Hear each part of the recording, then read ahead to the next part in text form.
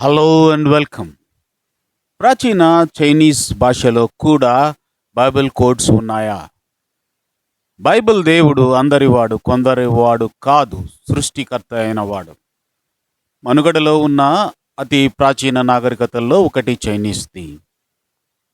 Bible ఓ పాశ్చాత్య పుస్తకము, అది వారికి సంబంధించిందే అనే ఓ భావనను ఇది ఖండిస్తుంది. సృష్టికర్త అయిన దేవుడు సర్వ మానవాళికి తనను తాను ప్రత్యక్షపరచుకుంటాడు. ఒక్కడే దేవుడు, ఒక్కటే మార్గం, అదే క్రీస్తు. ఏ ఇతర నామంలో మానవునికి రక్షణ లేదు.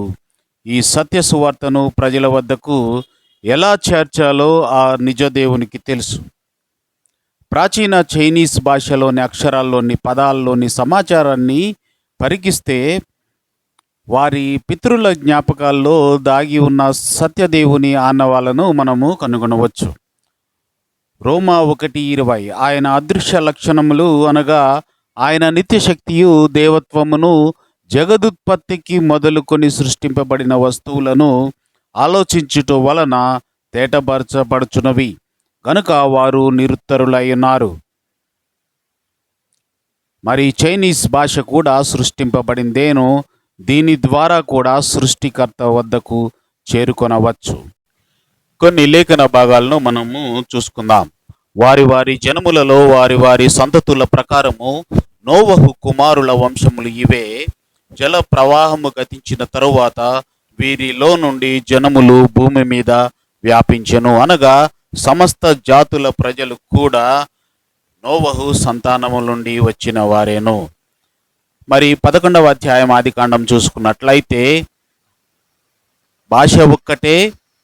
మరి మనము చెదిరిపోకుండా ఒక పట్టణాన్ని నిర్మించుకొని ఒక గోపురాన్ని కూడా కట్టుకుందాం, అది ఆకాశాన్ని అంటున్నంత పెద్దగా కడదాము అని ప్రజలు అనుకుంటున్న సందర్భం.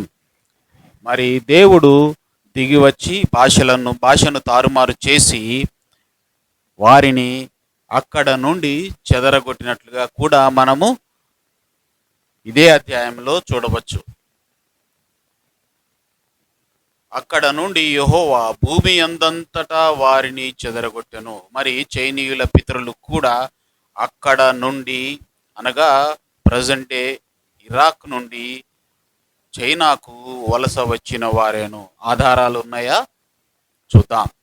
మనం ఇప్పుడు చూడబోయే భాష క్రీస్తు పూర్వం 2300-2200 సంవత్సరాల మధ్యలో వాడుకలోనికి వచ్చిన ప్రాచీన చైనా భాష. మరి ఈ భాషకు లిపితో పాటు వారి పితరులు ఆరాధించిన సృష్టికర్తను వారితో పాటు చైనీయులు వలస వచ్చే క్రమంలో తెచ్చుకున్నట్లుగా మనం చూడబోతున్నాం. ఇది పిక్టోగ్రఫిక్ అంటే చిత్రములతో కూడిన లిపిగా వాసికెక్కింది.